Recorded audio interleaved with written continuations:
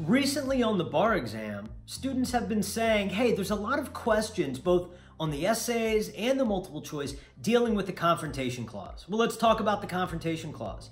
The Sixth Amendment of the Constitution says that you as a criminal defendant have a right to cross-examine a declarant before testimonial evidence is provided. And we remember that from the Crawford case, right? Back in 2004, 2005, because before that, as long as there was a deeply rooted hearsay exception, the Confrontation Clause didn't matter. So as long as you had an exception like excited utterance that allowed something in, or a dying declaration that allowed something in, it would be admissible.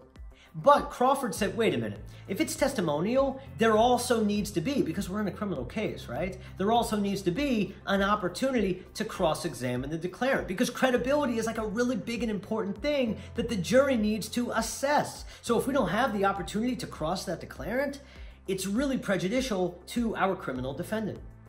Now, in Crawford, the court didn't define what testimonial was. And then a few years later, there was a circuit split, or maybe there wasn't a circuit split, but there were cases in different circuits that really got the court to defining what testimonial was. And there was a case, Davis v. Washington was one, and then Indiana v. Hammon was the other. And they both dealt with 911 calls. So I want you automatically to think a 911 call isn't automatically testimonial or isn't automatically not testimonial. It really depends on the situation. So let me give you the facts, right? In the Washington v. Davis case, there was a 911 call. There's somebody in my apartment. They're beating me. I think I'm going to die. And his name is, Bill Johnson. And the phone goes dead.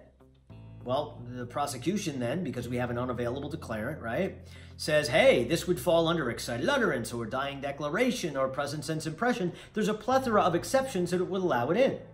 Pre-Crawford, that's all you needed, right? You just needed a deeply rooted hearsay exception. But Crawford said, nah, because it's a criminal case, you need to have an opportunity to cross-examine the declarant. And clearly that declarant is now dead or is unavailable. So what the court said was, well, this is really a situation where the statement was not testimonial, because really it was responding to an ongoing emergency. I need help right now. That was deemed by the court to not be testimonial, or to be not testimonial. Therefore, it did not violate the Confrontation Clause, because in that situation, there's no need to cross-examine the declarant, says the Confrontation Clause, because it's not testimonial. But the Indiana v. Hammon case, that was a situation where the court said that it is testimonial. Well, let's look at the facts of that case. In the Indiana v. Hammon case, 911 call, domestic violence, cops come out to the house, they encounter a woman sitting on the porch. Ma'am, did you call 911 about a domestic disturbance? Yes, I did. Ma'am, are you okay? We're here responding to your emergency. She says, yes, I'm fine. Emergency over.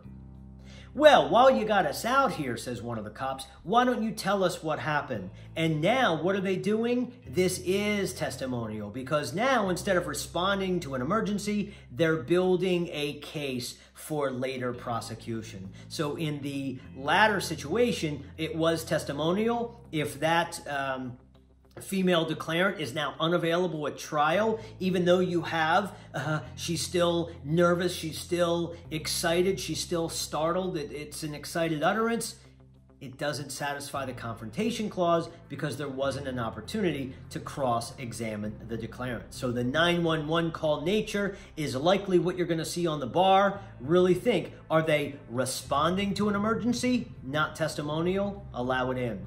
If they are building a case for later prosecution, emergency is over, now it's testimonial, now you need an opportunity to cross the declarant.